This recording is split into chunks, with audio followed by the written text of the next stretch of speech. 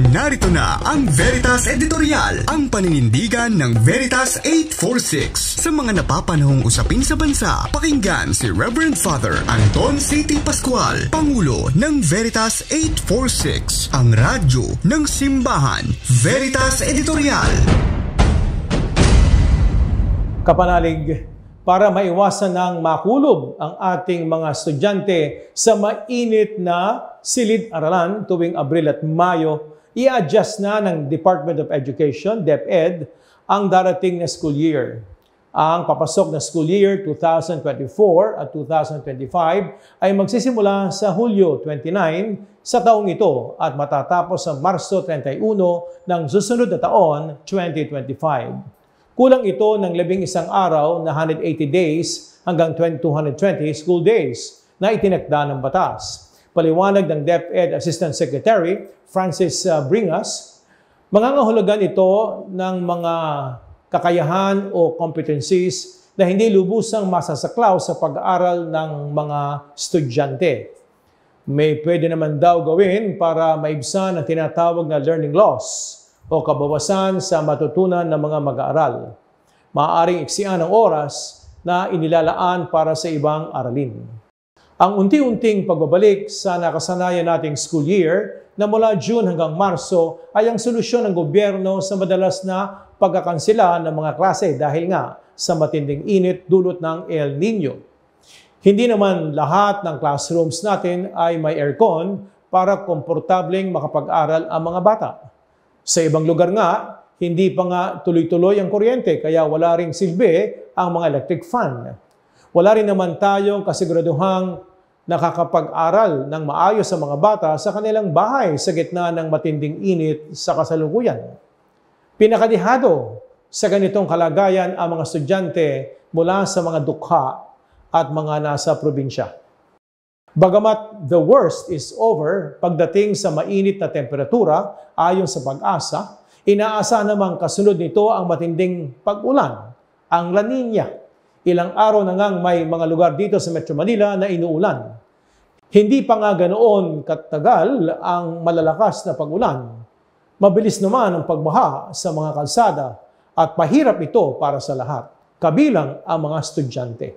Aasahan na rin nating pagsapit ng tag-ulan, gagawing evacuation center na naman ang mga paaralan. Ang mga estudyante rin ang tiyak maabala. Hindi lamang Pilipinas, kapanalig, ang humaharap sa ganitong problema o social dilemma. Maraming bansa sa Asia ang nakakaranas ng matinding init nitong nakalipas na buwan. Malaking banta sa edukasyon ng milyong-milyong bata sa mga kapitbahay natin ang mas mahaba, mas madalas at mas matinding tag-init. Ang mahihirap na bansang katulad ng Bangladesh ang pinaka-apektado nito. May mga pwedeng gawin upang gawing komportable ang pag-aaral ng ating mga bata. Gaya ng ginawa sa Japan na kung saan nilagyan ng aircon ang mga classrooms doon. Pero hindi naman ito kakayanin ng mga bansang katulad ng Pilipinas. Ni hindi nga natin matugunan ang kakulungan sa mga upuan at libro. Silid-aralan, aircon pa kaya? Hindi na nga may kakailang napakatindi ng epekto ng climate change sa buhay ng kasalukuyang henerasyon.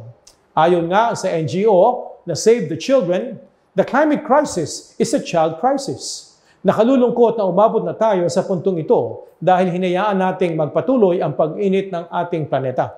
Ang krisis na ginawa ng mga nakakatanda dahil sa kagustuhan nilang umunlad, kumita, guminhawa, ay nakakaapekto ng direkta sa mga bata. Sa Catholic Social Teaching Laudate Deum, sinabi nga ni Pope Francis na ang mga bata ang mistulang nagbabayad sa pinsalang ibinunga ng mga ginagawa ng nakakatanda. Kaya paanong magiging karangalan ng mga anak ang kanilang magulang? Gaya ng sinasabi sa Kawikaan 17:6 na kung ang mundong ibinigay natin sa kabataan ay isang mundong mapanganib. Mga kapanalig, ang pagbabago sa school year at pagsaayos ng mga paaralan kung kaya man ng gobyerno ay mga panandaliang solusyon lamang po. Ang kailangan ay agarang pagpigil sa pag-init ng ating planeta para sa kapakanan ng kabataan.